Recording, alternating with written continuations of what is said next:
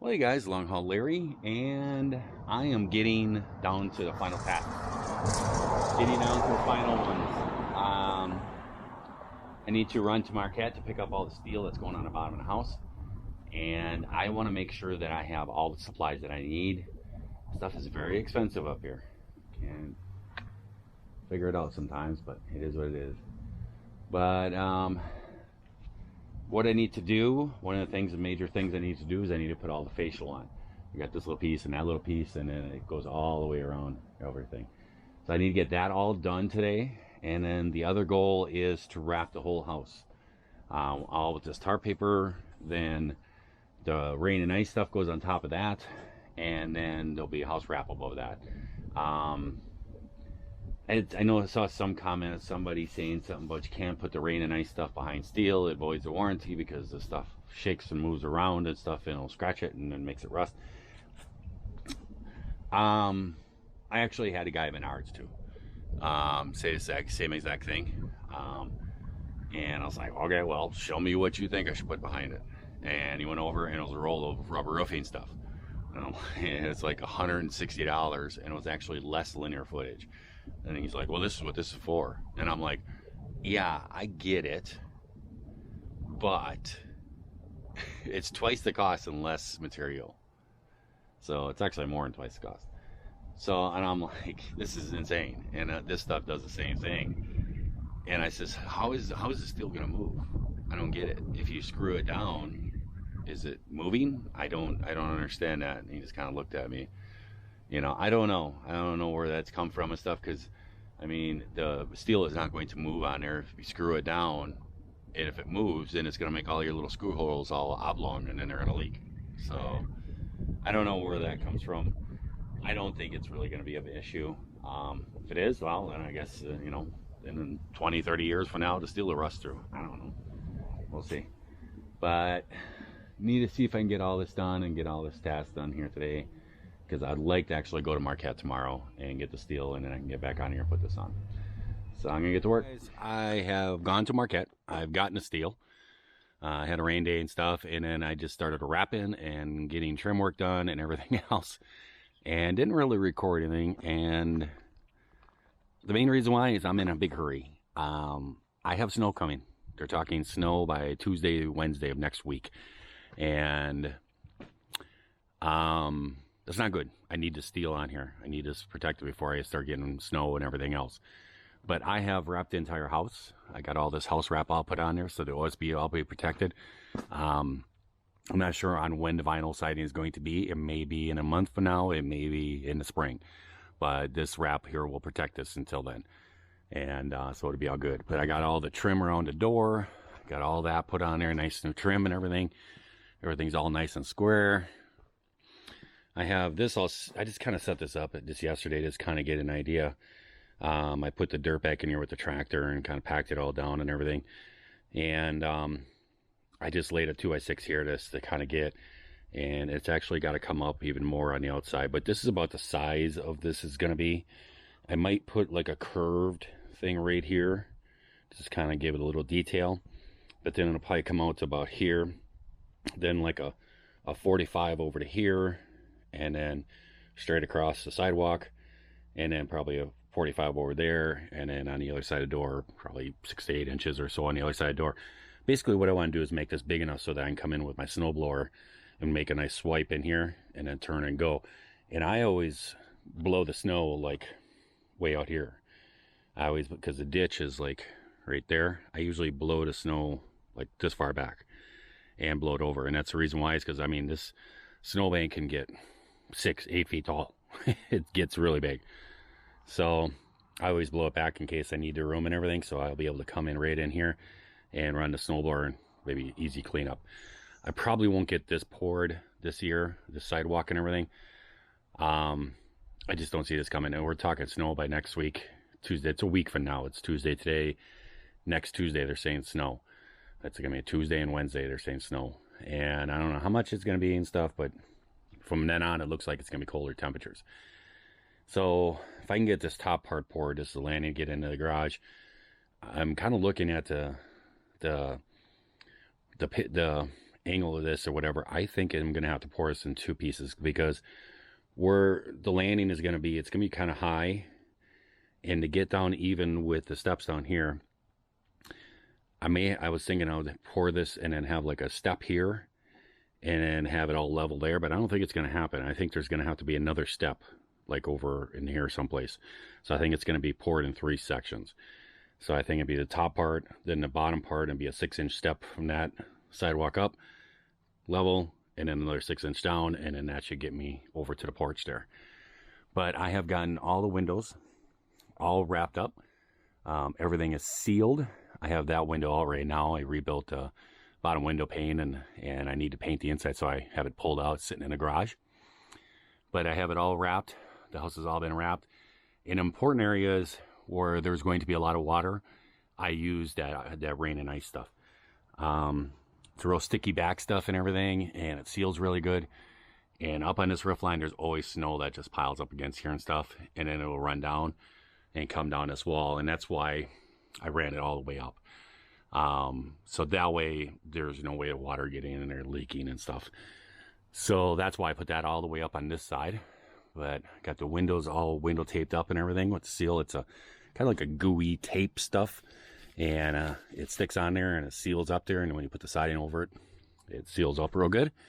Got all the venting put in. I got all the brick mold trim around the door there and everything, and got it around this one. This is just the old stuff. I'm just going to scrape it off and repaint it, and everything else would be just fine. But I just got everything wrapped. I still have to mount my light up in the middle here. There was a light that was out there on the wall. There's a switch in the inside house, so if somebody comes to the front door, you turn the light on, see what's going on out there.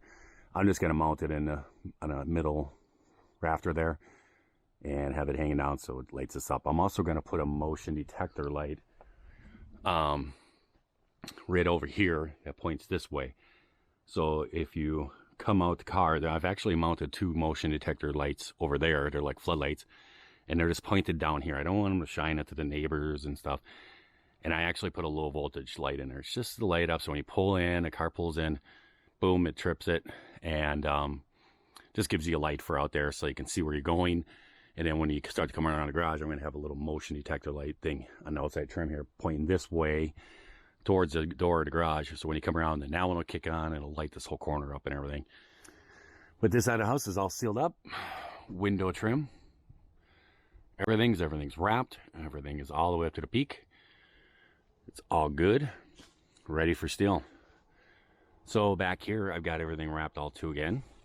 And then what I've done is I've actually taken some treated pieces of wood, kind of using these as trim. And I've put holes around the pipes and everything and mounted these on here and mounted this up. And then what I'll do is I'll put J trim around here and paint these white. These will be white, but it's treated wood, so it should last long time. So I have those around. It's a lot easier than trying to cut a circle into steel and match it and putting the steel on there and getting a circle exactly right. This way I can just measure over from the other piece of steel and cut a square around it. And that way there's no possibility of leakage and stuff. And that's the pipe for the discharge for the sump down in the crawl space. Got the vent for the bathroom there, and got that done. That is only 1-inch board. Reason why is because that's vinyl up there, and the vinyl, is 3/4 of an inch, so that works good for that up there. And plus, it's underneath the eave there; it's all hidden. It's all good. But down here, this will be steel on here, and the steel it will come out, almost to the edge of it's almost 1 inch or something like that. So, and I got my water spigot all put in. I don't have it hooked up in the basement yet. That's last thing. I can crawl down underneath there and take care of that. That's not a big deal. I will get that hooked up before, make sure everything works, and then I'll have a drain down there where I can drain the pipe and everything for the winter. This is an actual piece of steel. This was a cover sheet. All the steel that I have, it's all cut in 4-foot lengths, and that's how high I want it to go. But this was like a cover sheet over the 2 piles and stuff to protect it. But this is the color that's going on. And I was just talking to a neighbor across the street. I've actually done a lot of searching and trying to get this to match up to their trim, because their house is white with blue trim. I want to make this house blue with white trim to kind of counteract each other, and I think it'll look pretty good. And so I got it here and I looked at it. I'm like, wow, that is perfect. This is the exact color of their trim. This is exactly what I wanted. This is all wrapped. Everything is done here. The roof is all sealed up. Everything is done up there, and the vent pipe that I have up there, I got that all taken care of. But my marks, they faded off and disappeared for the 1 foot, 2 foot, 3 foot. The top is 6 foot. I think what I might do is get some yellow or red electrical tape and wrap a thing around there every foot, because it seems like magic marker, the permanent marker, just fades on it. I don't know. But everything is done there. The back wall, everything is sealed up. All the windows are all taken care of. Got this this door all built. I don't even think you guys have ever seen this all back in here, but I mean, this came out really nice. And the door is all built. It's actually just a nail holding it right now. I have to build a latch. It's going to be like an old barn latch that you put your hand in, and I'm just going to put a piece of metal weld on there, a rod, put it through the other way, and then weld a piece of flat steel or something like that on the backside with a little curve on it, and that'll go behind the pole in here. And so to open it, you turn it, you'll be able to pull it open, close it, push on it, turn it, latches it. Doesn't need to be locked or anything else. There's gonna be rakes and shovels in there. But got everything done here. I have to get on these windows and scrape off all the old paint and re-caulk where some of the caulking has come off and everything else, and scrape off all the old paint so I can repaint those. I also have to spray paint this pipe here before I put the steel on there. Get that all spray painted up and everything.